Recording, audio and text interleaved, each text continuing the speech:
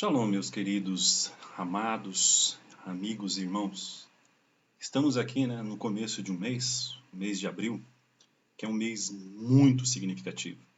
É o primeiro mês do calendário israelita, mês de Nisan, ou Nissan, como diz alguns.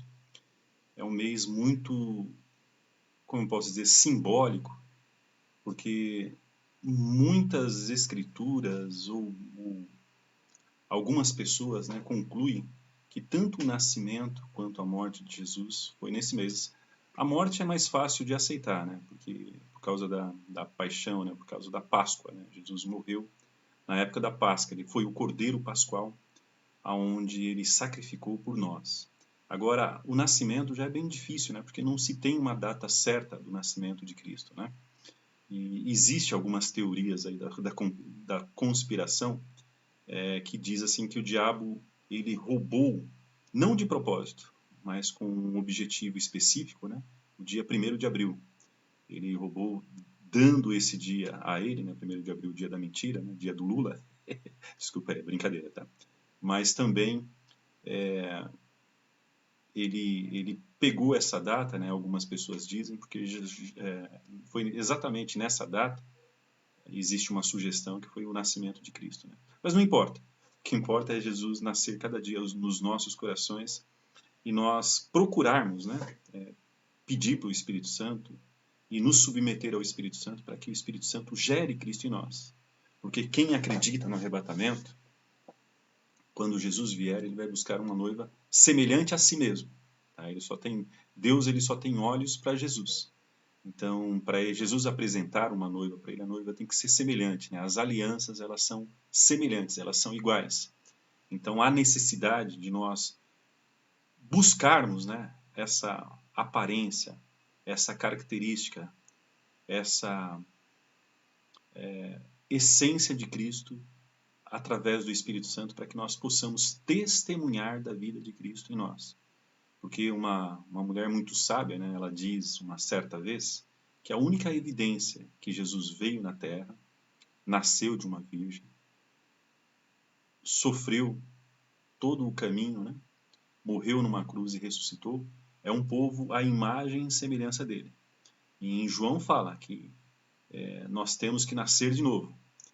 E nós passamos a ter a herança, a imagem e a semelhança de Cristo como nós fomos criados no Jardim do Éden e o pecado tirou essa imagem e semelhança. E o que eu quero falar com vocês nessa palavra que Deus me deu, eu estava ouvindo, eu vi uma frase muito bacana e peguei essa frase. Eu até peço perdão aí para o irmão Josemar Bessa, eu não vou abordar os assuntos que ele abordou, ele foi uma outra temática, uma outra visão, mas o tema eu achei muito interessante, muito interessante. Eu, na hora que eu vi o tema, eu escrevi e não quero dar um outro nome a esse tema que eu quero conversar com vocês. E eu escrevi aqui, eu estava ouvindo o vídeo e escrevi assim: por que a verdade não me transforma?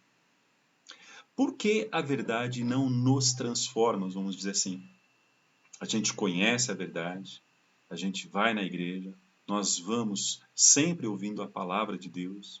A palavra de Deus ela é muito taxativa, ela é muito direta e ela é muito verdadeira. Não existe meio termo na palavra de Deus. A palavra de Deus chama pecado de pecado, chama iniquidade de iniquidade, chama inferno de inferno e céu de céu. Não existe meio termo. Se a palavra de Deus diz algo, por que nós insistimos na nossa teimosia, na nossa vida, ou mesmo na nossa ciência? Porque nós conhecemos a verdade, por que nós insistimos ainda em fazer errado? Eu estava perguntando isso daqui, e na hora que eu vi esse tema, eu falei, poxa, tá aí. É exatamente isso que eu quero falar. Por que isso que eu quero falar? Porque eu conheço, muitas vezes, eu cometo pecado que eu sei que é pecado. E qual que é a ilusão? Qual que é o que passa na minha cabeça acreditar que Deus ele vai me perdoar desse pecado, sendo que eu pequei propositadamente? E a Bíblia fala, que se nós pecarmos propositadamente, lá em Hebreus 6, do 4 ao 6, se nós pecarmos propositadamente, sabendo que nós estamos pecando, que aquele pecado, o nome daquilo é pecado, já não nos resta mais esperança do perdão. Por isso que nós temos que passar a ter uma consciência consequente daquilo que nós formos fazer ou pensar ou qualquer atitude que nós formos tomar, porque se nós sabemos que é pecado, a minha pergunta é para vocês agora, se você sabe que é pecado, por que você vai cometer exatamente isso? Qual é a sua loucura em achar que Deus vai perdoar o seu pecado, sendo que você está fazendo e sabe que isso é pecado?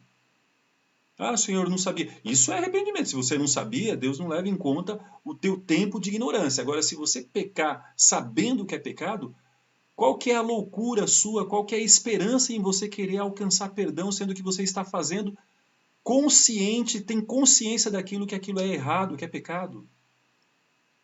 Segundo, vocês podem abrir lá em Hebreus, Hebreus 6, do 4 ao 6, que diz exatamente isso, que se nós pecarmos na esperança do perdão, nós estamos pisando novamente o sangue de Cristo, nós estamos crucificando novamente Jesus Cristo, porque ele já nos perdoou, ele já nos limpou, ele já nos trouxe a clareza do que é certo, do que é errado, do que é pecado e do que é santidade. Então, é uma loucura nós continuarmos a fazer as mesmas coisas, incorrer nas mesmas coisas, praticar as mesmas coisas, achando que Deus vai dar uma brecha para nós ou uma licença para nós continuarmos pecando. A Bíblia ela é muito taxativa, meus amados. Eu quero que vocês abrem aí para poder acompanhar. Eu já dei, primeira referência. Hebreus 6, do 4 ao 6, que fala exatamente as pessoas que pecam na esperança do perdão. Para elas não tem perdão. Se elas sabem que é errado, Deus já libertou ela daquele pecado, Deus já trouxe uma clareza que aquilo é pecado. Se ela cometer aquilo lá, como que Deus vai poder perdoar algo que a pessoa faz propositadamente, sabendo que aquilo é erro? Vocês percebem a seriedade do que nós cometemos várias vezes? Nós brincamos com Deus.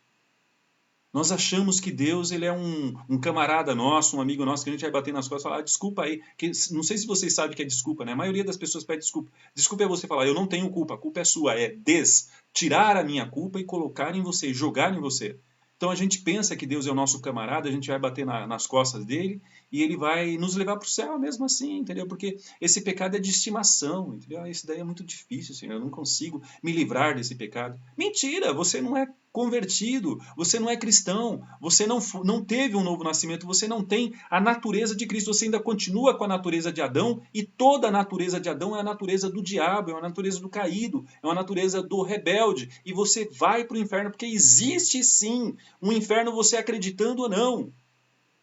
Não aposte nisso que não existe inferno, que não, a gente morrer acaba tudo. Não aposte nisso. A nossa alma ela é eterna. Deus ele tirou um pedaço dele lá no paraíso, lá no jardim do Éden, quando ele soprou no homem, o pneuma, quando ele tirou o sopro dele e soprou naquele bonequinho, ele deu um pedaço dele, ele colocou a eternidade dentro do homem.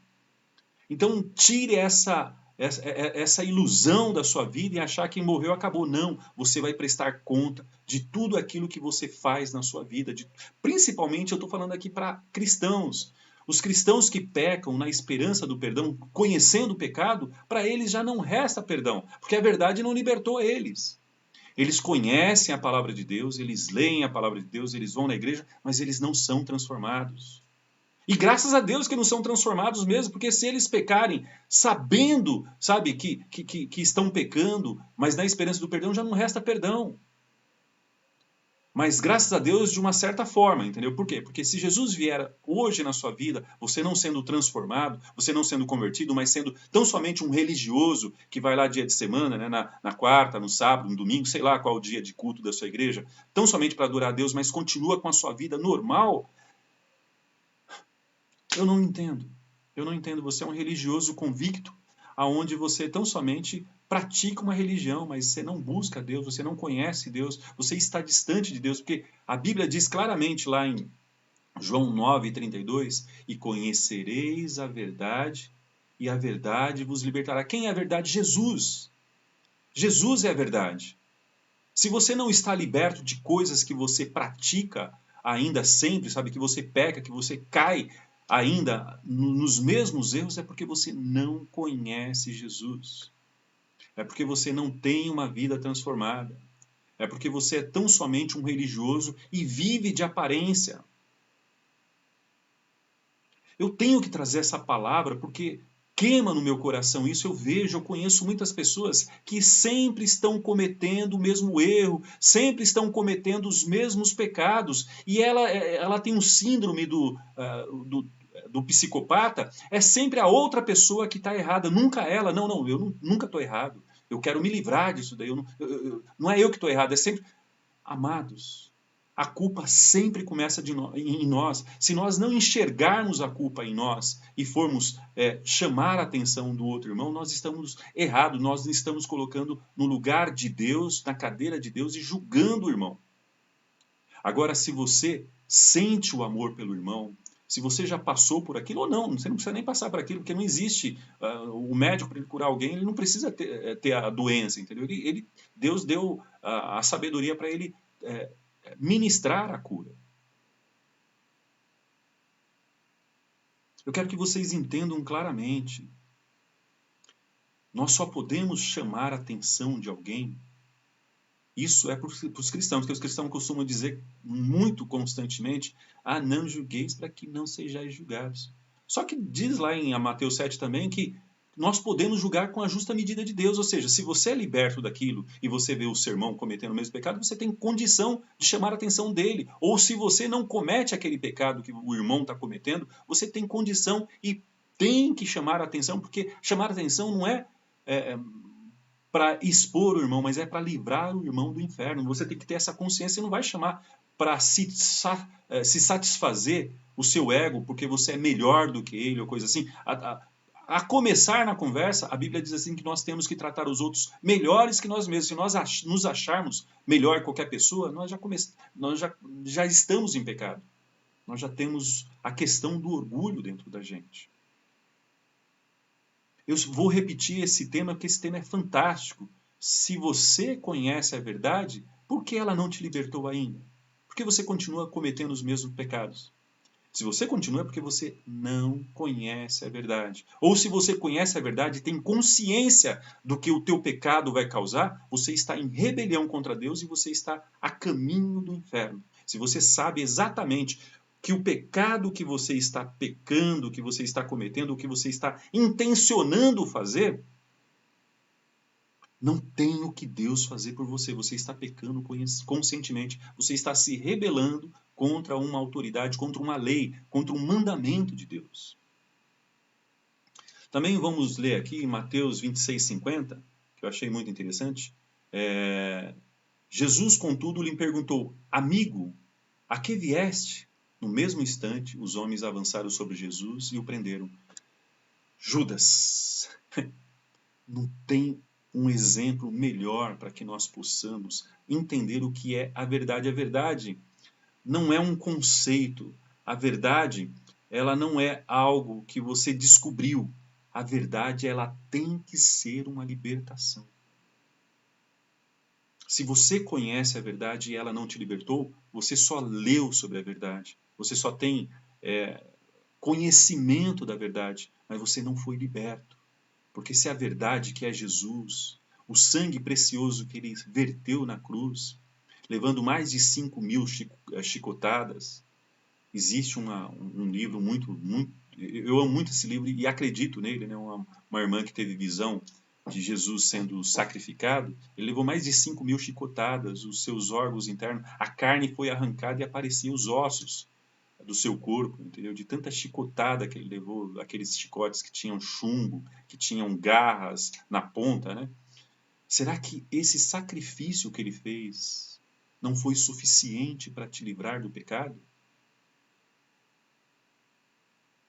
Se não, o que ele pode fazer ainda mais para te libertar? Ele vai ter que morrer de novo? Ele já não é um cordeiro perfeito, ele não serve para morrer novamente em seu lugar. Ele gostaria sim de morrer por você, para te libertar, mas ele não pode mais, porque ele já não é um cordeiro perfeito, ele está cheio de marcas. Essas marcas ele vai levar por toda a eternidade, mostrando o quanto ele te amou e o quanto ele adquiriu a autoridade de derrotar o mundo, o pecado e o diabo na sua vida. Por isso que o novo nascimento é só através do sangue de Jesus Cristo, da nova natureza de Jesus Cristo. Nós temos que entrar na cruz, nós temos que ser levado à cruz, ou seja, morrer, para que nós possamos reinar com Jesus, tomar a forma dele. A Bíblia diz que quando nós formos arrebatados, quando nós formos para o céu, nós teremos o mesmo corpo de Jesus. Aquele corpo que ele passava em portas fechadas, passava em paredes, mas ele também comia, ele tocava as pessoas. Nós teremos esse mesmo corpo. Porque o sangue dele foi mais que suficiente para nos dar uma nova natureza, para nos levar, para nos tirar daquela cédula que estava contra nós, porque existia uma cédula contra você e contra mim que dizia assim: morte, inferno. Nós já estávamos no corredor da morte para sermos condenados à eternidade no inferno. Jesus ele pegou, rasgou essa cédula e nos trouxe vida, nos deu a possibilidade de vivermos com ele. E o que aconteceu com Judas? Judas andou com a verdade, Judas viu a verdade, viu todos os milagres que Jesus fez, assistiu algumas transformações do sobrenatural de Jesus, e mesmo assim ele negou Jesus, porque ele era o próprio diabo. Jesus chamava que Judas era o próprio diabo. Mas ele amou Judas a ponto de chamar Judas de meu amigo. É muito séria a questão da verdade, meus amados. Se você continua incorrendo nos seus erros, incorrendo nos seus pecados, e todo ano você fazendo as mesmas coisas, indo contra a lei de Deus, contra o mandamento de Deus, você não é um cristão, você não foi liberto. E se Jesus voltar hoje, você não vai subir. Você vai para o inferno. Porque Jesus ele só vai buscar pessoas semelhantes a ele, pessoas na nova natureza dele. A santidade ela é possível sim. Hebreus 12:14, viver em paz com todos, e a santidade sem a qual ninguém verá o Senhor. Sem santidade nós não subiremos, meus amados. Sobre a mulher de Ló, que eu fico impressionado sobre a mulher de Ló. Eles não queriam sair da cidade de Sodoma. Os anjos falavam, tem que sair, à pressa, e eles não queriam sair porque eles tinham uma vida bem próspera naquela cidade. Eles tinham as filhas deles que já eram casadas, tinham seus genros e tudo, e tinham as duas outras filhas que iriam casar. Eles tinham seus bens, ele era um comerciante, Ló, né? E a sua mulher gozava de tudo isso. E os anjos, a própria presença de Deus ali, ela vendo o poder dos anjos, o que ia acontecer e tudo, ela não quis tirar o seu coração do mundo, do pecado, da soberba, daquela condição fantástica que ela tinha. Ela não quis tirar o seu coração dela. Os cuidados, o amor a este mundo levou ela para o inferno. Ela não somente virou uma estátua de sal, mas ela caiu de cara no inferno. Porque o inferno é um lugar eterno. Você fechou o olho aqui hoje, agora, você vai acordar em dois lugares, um dos dois lugares. Ou o céu, que é a antessala do céu, o seio de Abraão, que diz lá em Lucas 16, ou o inferno, que Jesus foi a pessoa que mais pregou sobre o inferno. E existe religião em pessoas que ainda não acreditam em inferno, meus amados. Essas pessoas conhecem a verdade? Com certeza não. Com certeza não. Elas são religiosas e têm uma ideia do certo e errado. Do Gênesis 4, do 6 e 7, quando Caim ele estava para pecar, o próprio Deus falou com Caim: Caim, eis o pecado à sua porta, se você não se cuidar, o pecado vai te dominar e vai te levar para o inferno, Caim. E o teu pecado vai amaldiçoar toda uma geração, todo um povo. O próprio Deus, olha o amor que ele tinha por Caim. Deus, ele ama, mas ele é justo, ele faz justiça. Todas as pessoas, eu já disse isso uma vez e repito novamente, todas as pessoas que estão no inferno, inclusive o próprio diabo, Deus ama o diabo, mas Deus ele faz a justiça, ou seja, tudo aquilo que nós plantarmos, nós colheremos. O céu é um lugar tão maravilhoso, amado, você só pode falar assim, mas Deus é injusto, por que manda a gente para o inferno? Se ele abrisse a porta do inferno para alguém que estivesse no inferno, essa pessoa não conseguiria conviver no céu, porque ela conheceu uma vida de iniquidade, uma vida de pecado, uma vida de rebeldia. Lá no céu não tem nada disso. Uma vida nas trevas, uma vida de fortuita, sabe? Uma vida promíscua. No céu não tem nada disso. Ele não iria suportar o céu. Ele iria querer novamente voltar para o inferno. E já teve alguns fatos, né? Eu lendo alguns livros, né? Tem um livro do Sadhu Singh, que ele fala que teve essa visão. Um homem reclamou de Deus, né? Que Deus era injusto, né? Deus mandou ele entrar no céu e ele não aguentou a glória, a santidade, a pureza, sabe? Tudo aquilo que tinha no céu, ele virou as costas para Deus e mergulhou de cabeça no inferno.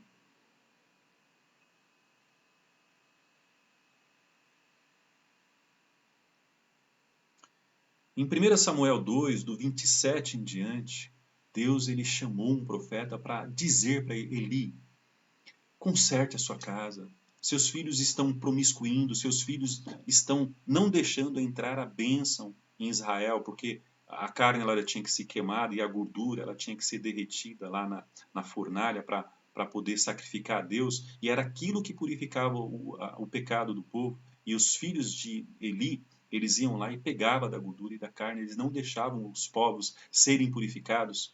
Deus avisou Eli, corrige seus filhos. Ele não fez. E Deus falou assim para ele: eu vou tirar o sacerdócio da sua vida.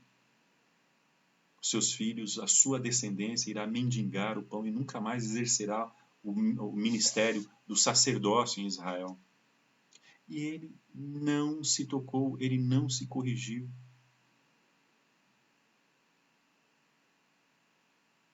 Muitas vezes o nosso coração ele está tão duro que nós, por amor a algo ou alguma coisa, alguma pessoa, nós abrimos mão da salvação, nós abrimos mão do certo, nós abrimos mão do, sabe, do caminho de Deus, do caminho de santidade, por algo ou alguém. É o que fez o próprio Adão. Adão, ele não foi enganado pela serpente. Ele abriu mão da sua comunhão com Deus, da sua eternidade, daquela vida de intimidade com Deus, daquela vida de pureza, por causa de uma mulher. Foi a mulher. Ele jamais imaginou ficar sem a mulher. Então, qual que é a nossa loucura em se apegar a pessoas e coisas? Mais do que Deus. Sim, temos que amar as nossas esposas, sim, temos que amar os nossos filhos. Não estou dizendo o contrário, mas amar Deus e a eternidade a ponto de nós desprezarmos Deus por causa de pessoas ou coisas, isso é loucura. Essa pessoa que está com você hoje, ela pode ir embora amanhã. Seu filho que está com você pode morrer amanhã. E aí, o que você vai fazer? A sua salvação é a coisa mais importante do mundo. Não existe dinheiro na face da terra, não existe riqueza na face da terra que compre a sua salvação.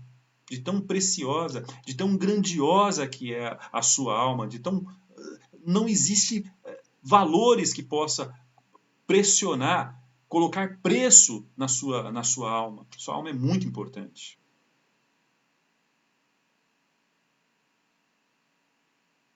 Mateus 13, do 15, diz assim: porque o coração deste povo está endurecido, e ouviram de mau grado os seus ouvidos, e fecharam seus olhos para que não vejam com os olhos, e ouçam com ouvidos, e compreendam com o coração, e convertam-se e se cure.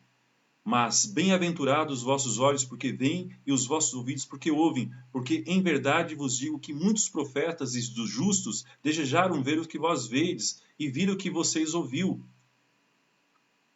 Aqui Jesus, ele dá uma sentença muito terrível.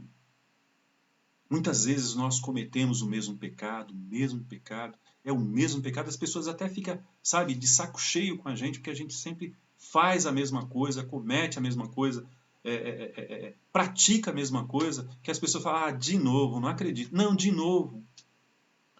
Você está incorrendo em perder a sua alma, em levar a sua alma para o inferno. Você está correndo o perigo de Deus endurecer o teu coração para que você nem perceba que você está cometendo as mesmas coisas. Será que isso já não aconteceu contigo?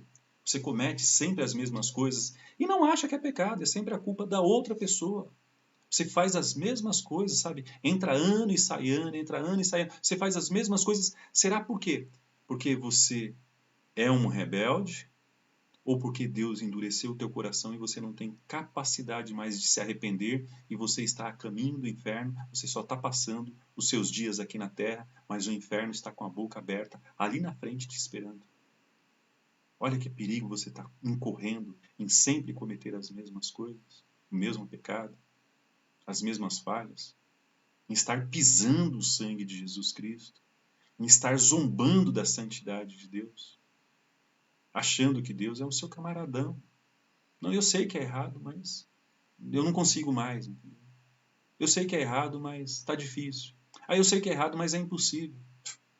Quer dizer que Deus, Jesus, o sangue dele não é suficiente para mudar aquela situação, aquela pessoa, aquela coisa que você não está mais aguentando. Porque não existe essa mais aguentar. Na verdade, é a sua carne, ela gritando para que a situação ou pessoa faça sempre as suas vontades. Porque, na verdade, você quer uma pessoa, ou uma situação, ou determinada coisa que satisfaça o seu ego, que preencha aquilo pelo qual você espera obter, entendeu? Dos seus êxitos ou das coisas que você espera ganhar. Você se tornou o Mar Morto. O que é o Mar Morto? O Mar Morto recebe águas de todos os rios, Rio Jordão, Pá, só que ele não dá água para ninguém, ali ele morre, ele não tem vida. Será que você se tornou uma pessoa, um Mar Morto, uma pessoa que não tem vida? É muito sério isso. Tem pessoas que pecam constantemente, o coração delas estão tão, sabe, endurecidos que elas não percebem mais os seus erros, as suas infligências, o seu coração endurecido. Elas nem percebem que aquilo que elas estão fazendo é errado. Elas seguem na sua vida cometendo sempre as mesmas coisas. Eu estou falando isso porque eu achei esse tema maravilhoso. Que Deus abençoe a vida do meu irmão Josemar Bessa, lá do Rio de Janeiro. Achei esse tema fantástico. Novamente, por que a verdade não me transforma? Se eu conheço a verdade e a minha vida continua a mesma coisa, eu consigo me relacionar com as pessoas do mundo, as pessoas não conseguem ver a diferença do Celso e de uma outra pessoa no mundo, eu não conheço a verdade, eu estou me enganando, eu estou sendo um religioso, eu estou indo na igreja todo final de semana, só que a minha vida não tem perspectiva nenhuma, não tem transformação nenhuma, não tem novidade nenhuma. Isso é muito sério, meus amados. Nós temos que procurar mudar a nossa vida, nós temos que procurar pedir para o Espírito Santo nos dê sabedoria e nós corrigirmos aquilo que temos feito sempre, a mesma coisa, a mesma coisa. Tem pessoas que já não têm mais nem paciência com a gente. Poxa, eu não acredito. De novo. E de novo. Isso é muito sério. Por último, eu quero ler para vocês Salmos 27, que foi o tema, né, do meu amigo Josemar Bessa, do meu irmão Josemar Bessa. Ele não é meu amigo, não conheço ele, tá? Mas eu creio que é um irmão em Cristo, né? Que é um irmão muito sábio, né? Eu acompanho o canal dele já há muito tempo e aprendo muito com esse irmão. Né? Salmo 27 diz assim: O Senhor é a minha luz e a minha salvação, a quem temerei? O Senhor é a força da minha vida, de quem recearei? Quando os malvados, meus adversários, meus inimigos, se achegarem contra mim para comerem as minhas carnes, tropeçam e caíram. Ainda que um exército me cercasse, o meu coração não temeria. Ainda que a guerra se levantasse contra mim, nisso confiaria. Uma coisa pedi ao Senhor e a buscarei, que eu possa morar na casa do Senhor todos os dias da minha vida para contemplar a formosura do Senhor e inquirir no seu templo. Porque no dia da adversidade me esconderá no seu pavilhão, no oculto do seu tabernáculo me esconderá, por-me-á sobre uma rocha. Também agora a minha cabeça será exaltada sobre os meus inimigos, que estão em redor de mim. Por isso oferecerei sacrifício de júbilo no seu tabernáculo. Cantarei, sim, cantarei louvores ao Senhor.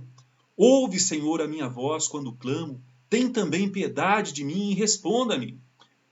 Quando tu dissestes, buscai o meu rosto, o meu coração disse a ti, o teu rosto, Senhor, buscarei. Não esconda de mim a tua face, e nem rejeita o teu servo com ira. Tu foste a minha ajuda, não me deixas nem me desampares, ó Deus da minha salvação. Porque quando meu pai e minha mãe me desampararem, o Senhor me recolherá. Ensina-me, Senhor, o teu caminho, e guia-me pela vereda direita, por causa dos meus inimigos.